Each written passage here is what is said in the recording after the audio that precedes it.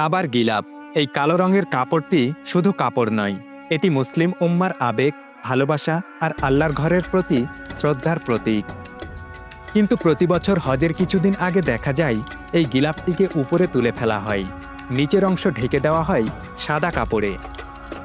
প্রশ্ন হলো কেন এই গিলাফ হঠাৎ করে উপরে তোলা হয়? আসুন জেনে নেই এর পেছনের ধর্মীয়, বাস্তবিক আর ঐতিহাসিক কারণগুলো। প্রথমত কারণটা হলো গিলাফকে রক্ষা করার জন্য। হজের সময় লাখ লাখ মানুষ কাবা শরীফের চারপাশে তাওয়াফ করেন। অনেকেই আবেগে কাবার গিলাফ ছুঁতে চান কিংবা সেটা ধরে টান দেন, এমনকি কেউ কেউ কেটে নিয়ে যাওয়ার চেষ্টা করেন স্মৃতি হিসেবে।